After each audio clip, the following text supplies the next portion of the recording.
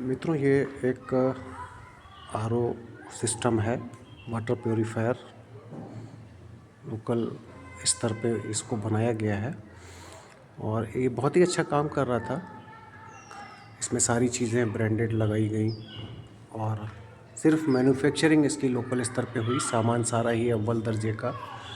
इसमें जो मोटर लगा था, मोटर में प्रॉब्लम की वजह से इसमें पानी जो आउटपुट दे रहा था वो बहुत स्लो हो गया था और किसी भी दशा में वो सही नहीं हो पा रहा था। तो मोटर में प्रॉब्लम क्या आई थी? प्रॉब्लम ये आई थी कि इसमें ये तो मोटर है, पीछे बाइंडिंग का पोर्शन होता है और आगे ये पंप लगा होता है। पंप के अंदर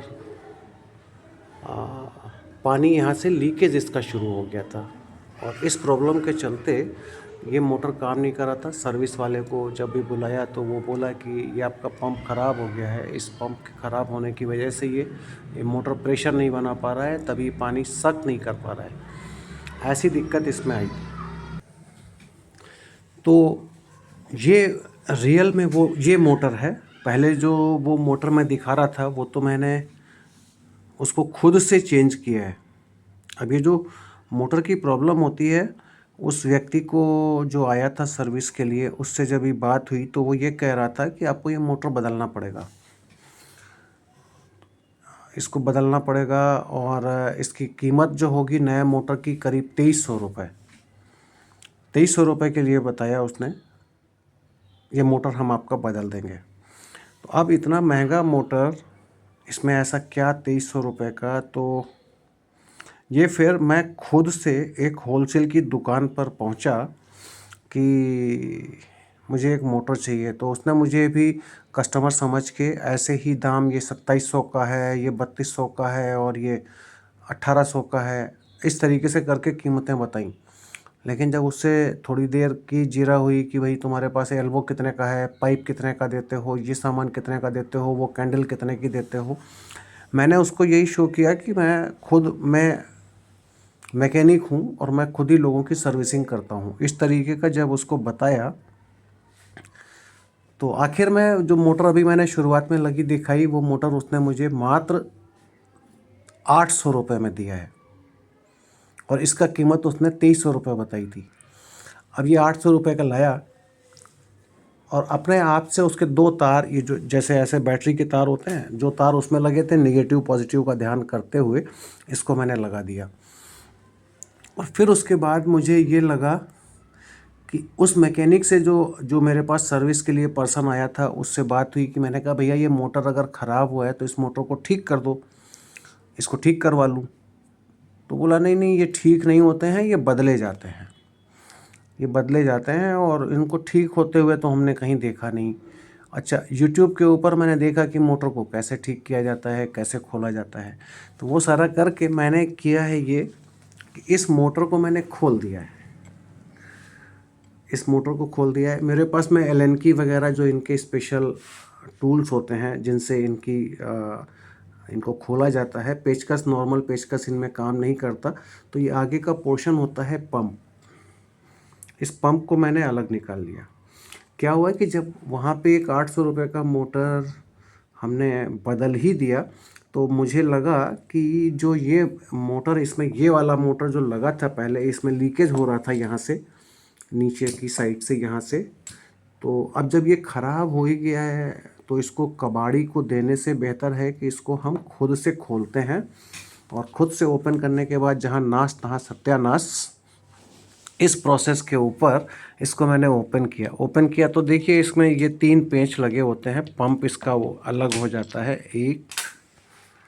एक मैंने ये निकाला और दूसरा पेंच ये खोला और तीसरा पेंच एक इधर ये होता है, इसको खोला। 3 पेंच ये खोल करके 1 2 3, ये पंप हमारा इससे अलग हो गया। अब पहले हम इसमें कोशिश करते थे कि इसकी बैक साइड में ये जो 2 पेंच लगे होते हैं, ये 2 पेंच लगे होते हैं, इसके आगे वाले पोर्शन को इस पोर्शन में यहाँ पे आके वो यहाँ से पेंच चलता है और इसकी चूड़ी में आकर के कसता है तो ये दोनों चीज़ें कॉम्पैक्ट हो जाती हैं। आगे से पीछे से ये हिस्सा है और आगे का ये हिस्सा है। तो अब ये इसमें चूँकि पानी का लीकेज हो रहा था तो इस वजह से इसका बेरिंग जो है उसमें भी पानी चला गया। बेरिंग इसमें इसके अंदर ये लगा होता है, ये बेरिंग है। ये बेरिंग अभी बाहर निकला हुआ है क्योंकि मैं मोटर को खोल चुका हूँ, इस वजह से ये बाहर है पूरा। लेकिन फिर भी मैंने आपको दिखाने के लिए इसको फिर से पूरी तरीके से कस के इसको अंदर तक नहीं पहुँचाया है, बाहर निकला हुआ है। अदरवाइज़ ये अंदर की तरफ और दबा हुआ होता है। अभी मुझे फिर से खोलना पड़ेगा, इसलिए नहीं दबाया। आप लोगों को सिर्फ दिखा रहा हूँ और बताना चाहता हूँ कि आरओ में कोई बहुत ज़्यादा सिस्टम उसका बहुत कठिन नहीं होता है कि जो आप अपने आप से नहीं कर सकते हैं। अगर थोड़ा भी आपके अंदर में इस तरीके का रुझान है टेक्निकल चीज़ों को सही करने का, तो आप अपने आप से खुद से पूरी सर्विसिंग खुद से कर सकते हैं। और वो जो ईयरली मेंटेनेंस का लेते हैं 4500, 5000, 6000 रुपये या 4500 रुपये जो कीमत लेते हैं, वो बहुत ज़्यादा लेते हैं। क्योंकि कोई सामान इतनी जल्दी ख़राब नहीं होता और वो साल भर के बाद वो पैसे आपके उतने में तो आप एक नया आरओ ले सकते हैं। ये आरओ खैर कॉमर्शियल पर्पस से लगा है तो ये थोड़ा ज़्यादा महंगा होता है। नहीं तो जितनी कीमत सर्विसिंग की 6000 रुपये दे रहे हैं, 6000 में तो आप एक अच्छा नया आरओ ले लेंगे। और सर्विसिंग कराने की क्या ज़रूरत है, हम साल भर के बाद नया आरओ ले लें। तो फिर वापस आता हूँ। अब ये पेंच जो थे आगे के पोर्शन में जहाँ कसे होते हैं, चूँकि पानी चला गया था इस वजह से ये जंग के कारण से वहाँ पे जाम हो गए थे, ये खुल नहीं रहे थे। अब जब ये खुल नहीं रहे थे तो मैं सारे टूल्स को लेकर के कि ये खुल ही नहीं रहा है तो अंदर खोल के देखूँ इसमें क्या होता है, कैसे उसमें क्या दिक्कत आ रही है। तो फिर आखिर जब ये मोटर बाहर निकल के आया तो मैंने इसकी धार के ऊपर पेचकस रख के, और इसको अब मैं जूम करके दिखा पा रहा हूँ, देखिए मैंने पेचकस रख के हथौड़ी से मार मार के इसको यहाँ से ये साइड से मारा कि ये लूज़ हो जाए, लूज़ हो। तो ये थोड़ा डैमेज हुआ ज़रूर है लेकिन फिर ये खुल गया।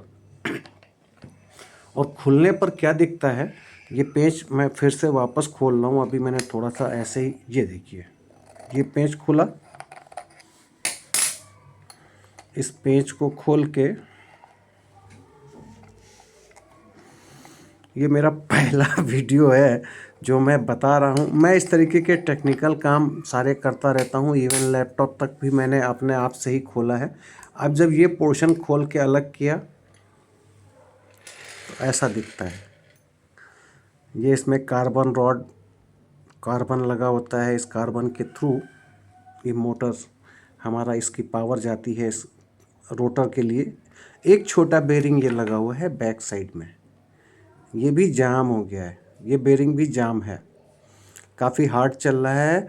अब चूँकि ये बेरिंग भी जाम है और इधर के पोर्शन में ये बेरिंग भी जाम हो गया, ये वाला बेरिंग भी जाम हो गया। अब जब दो बेरिंग जाम हो रहे हैं, इसको भी निकाल देता हूँ। देखिए ये पहले से ही निकला हुआ रखा है मैंने, ताकि मुझे ज़्यादा मेहनत ना करनी पड़े इसको सेट करने के लिए। अभी इसको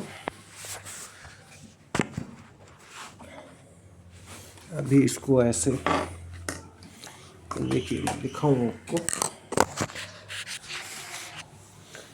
ये जो है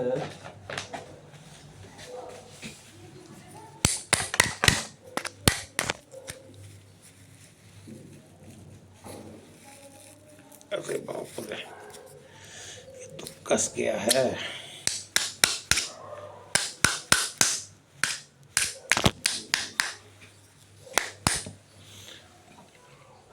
खैर, मैं जो दिखाना चाह रहा हूँ वो ये बेरिंग निकालने का, थोड़ा सा यहाँ पे चोट मारूंगा तो ये इधर से इधर निकल आएगा ये बेरिंग बाहर।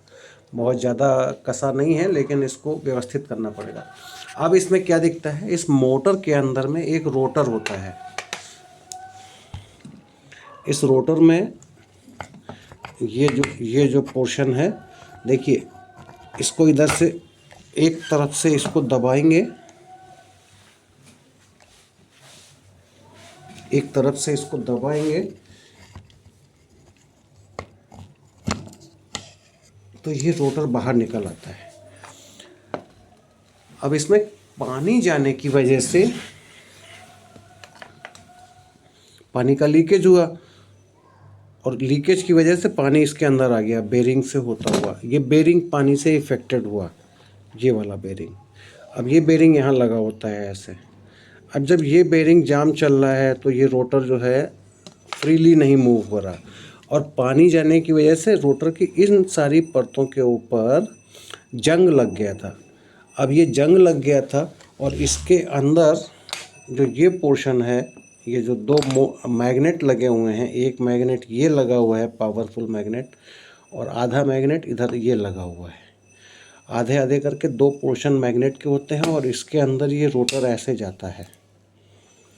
तो मैग्नेट इसको चिपका रहा है, अभी चिपकाने लगता है, इसको संभाल के डालना होता है इसके अंदर।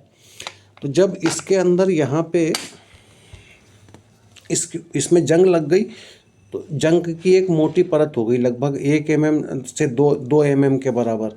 और यहाँ मैग्नेट के बीच में जगह इतनी नहीं होती है। जब बेरिंग दोनों तरफ से बैठ जाते हैं और इनके ये सॉकेट्स वगैरह आगे पीछे से टाइट कर दिया जाता है तो ये मैग्नेट से बिल्कुल टच भी नहीं करता है और मैग्नेट से दूर भी नहीं होता है। तो ये हवा में रहता है, बीच का पोर्शन कहीं टच नहीं होता। अब चूँकि इसमें जंग आ गई थी तो इस वजह से ये बीच में मैग्नेट में भी ये पोर्शन लड़ रहा था। बेरिंग इसके जाम चल रहे हैं दोनों आगे पीछे के और यहाँ पे जंग लगी हुई है, ये मैग्नेट में लड़ रही है। इस वजह से जो इसको 12 वोल्ट की सप्लाई मिलती है एडाप्टर के थ्रू, तो हुआ ये कि ये मोटर इसको पावर दी जा रही है तो पूरी पावर से ये फ्रीली मूव नहीं कर पा रहा है। अब चूंकि मूव नहीं कर पा रहा है तो आगे के पोर्शन में जो ये बेरिंग, ये जो पंप लगा हुआ है, पंप के पोर्शन को ये अच्छे से घुमा नहीं पा रहा है, इसको घुमा नहीं पा रहा है। तो बस इतनी सी समस्याएं हुई। मैंने इसको खोला है, ये सब कुछ साफ़ कर दिया है। इसमें 2 काम होने बाकी हैं। एक तो ये जो बेरिंग है दोनों ये बदल दिए जाने हैं और ये अभी एक जो छोटा बेरिंग लगा है इनको निकालने के लिए एक टूल होता है। मैंने कोशिश की है कि यहाँ पे पेचकस रख के और इधर बाहर की तरफ को ठोका है उस पेचकस को, ताकि ये बेरिंग इस सॉफ्ट से बाहर निकल जाए, लेकिन नहीं निकल रहा है। इसको किसी भी बेरिंग को निकालने के लिए एक टूल का इस्तेमाल करते हैं। ये जितने भी मैकेनिक हैं उसको बोलते हैं पुलर, बोलते हैं पुलर। ऐसे ग्रिप में ले लिया जाता है इसको ऐसे और ऊपर से पेंच इसकी सॉफ्ट के ऊपर को कसते हैं चूड़ी, ताकि ये वापस को बाहर की तरफ को निकल के खिसक के निकल जाए। ये बाहर लेके जाऊंगा या अभी कोशिश करूंगा मैं फिर भी इसको निकाल के। और ये बेरिंग का नंबर होता है, हर बेरिंग का नंबर होता है। ये वाला बेरिंग तो नॉर्मल जो पंखों में लगा होता है, सीलिंग फैन में लगा होता है, 6208 6204 करके 3 करके जो भी नंबर होता है उस नंबर का बेरिंग है। और ये बेरिंग थोड़ा स्पेशल जैसे है, ये छोटा बेरिंग है। ये बेरिंग की शॉप में जाऊंगा ये दोनों बेरिंग लेकर के और वहाँ से ये 2 बेरिंग लेकर के आऊँगा, इसके बेरिंग बदल दूंगा। रेगमाल लगा करके इसकी जंग सारी छुड़ा दी है, मैग्नेट को साफ़ कर लिया है। और इसके साथ में जो ये कार्बन जो लगे होते हैं ये निकल आते हैं, इनका ये क्लैंप बाहर निकालूंगा। बीच में स्प्रिंग पड़ा होता है और इधर की तरफ ये कार्बन होता है, इधर को प्रेशर मारता है करंट सप्लाई देने के लिए हमारे रोटर को। तो ये जो कार्बन है, इन कार्बन को नए कार्बन ले आऊँगा, वो नए कार्बन यहाँ लगा दूँगा। इसके बेरिंग बदल दूँगा दोनों और वापस इसको जैसे मैंने ओपन किया था वैसे ही इसको वापस बांध दूँगा। और जब ये वापस पूरा बांध दिया जाएगा तो ये मोटर हमारा फिर से नए की तरीके से काम करेगा। और इस बेरिंग में बहुत ज़्यादा एक्सपेंसिव नहीं होता है। 40-50 रुपए का एक बेरिंग आएगा, वो मुझे लगता है 25-30 रुपए का वो बेरिंग आएगा। तो और ये कार्बन नॉट भी 10 रुपये या 15 रुपए के आएंगे। तो मतलब 100 रुपये से भी कम के खर्चे में ये पूरा मोटर रिपेयर हो जाएगा। और जबकि इसको बदलने के लिए वो कीमत लेते हैं 2300 रुपये, 2700 रुपये, 3200 रुपये, जो मुँह मांगी कीमत वो मांगते हैं। तो आप लोगों को सिर्फ ये बताना चाहता हूँ कि अगर थोड़ा भी आपके पास में ये पेशेंस है कि ये काम हमने खुद से करना है और बहुत खुशी मिलती है जब इस तरीके के काम हम अपने आप से कर लेते हैं बिना किसी मैकेनिक की सलाह के। तो संतोष मिलता है कि ये काम हमने खुद से किया है। और ये काम बहुत कठिन नहीं है, बिल्कुल भी नहीं कठिन है। इससे पहले मैं हमारे इसका पंप जब ये मोटर प्रॉब्लम कर रहा था तो ये हुआ कि इसका पंप ख़राब हो गया, एक ने बताया था, तो मैं ये एडिशनल पंप भी लेकर के आया। और वो पंप वैसे बाज़ार में महंगे मिलते हैं, कोई बोलेगा ये 800 रुपये का है, कोई बोलेगा 400 रुपये का है, कोई 500 रुपये का। इसको मैं 300 रुपये का होलसेल की मार्केट में अलग अलग दुकानों पे वो होलसेलर भी जब जानते हैं कि ये कस्टमर है और नॉर्मल मैन है तो वो कीमतें बहुत ज़्यादा बताते हैं। तो 300 रुपये का ये मैंने पंप लिया था, मेरे पास अभी रखे हुए हैं। एक पंप इसमें पहले से लगा था, वो रखा है, वो निकाल दिया। ये पंप मैंने नया इसमें लगाया था, लेकिन वो काम इस वजह से नहीं कर पा रहा था क्योंकि इसका ये रोटर वाला पोर्शन अच्छे से इस पंप को घुमा नहीं रहा था। अल्टीमेट मैंने वो 800 रुपये मात्र खर्च किए और उसका नया मोटर कर दिया। और उसके बाद ये इन्वेंशन किया है अपने संतोष के लिए, कह सकते हैं कि ये काम हम कर सकते हैं। और इसको मैनेज कर लिया है। अभी ये बेयरिंग ला करके और इनको हम फिर से वापस जब फिट कर लेंगे तो हम चलता हुआ मोटर भी आपको अगली वीडियो में दिखा सकते हैं, छोटी सी शॉर्ट वीडियो बना के, कि ये हमारा काम जो है सक्सेसफुल हो गया। तो मित्रों, आप लोगों को बता रहा हूँ इस तरीके के अनुभव का ये मेरा पहला वीडियो है और मैंने कहा आप लोगों से साझा करूँ। आप लोग भी अपने घरों में इस तरीके के काम अपने आप से खुद से कर सकते हैं। आपने मेरी वीडियो को देखा, मेरी बातों को सुना, उसके लिए हार्दिक आभार। और मैं उम्मीद करता हूँ कि ऐसी आरओ की प्रॉब्लम आप लोगों को जब कभी अपने आरओ के साथ होगी तो आप अपने आप से स्वयं सेवा करके और सेल्फ सेटिस्फेक्शन भी पाएंगे और अपने आरओ को रिपेयर भी कर सकेंगे। Thank you.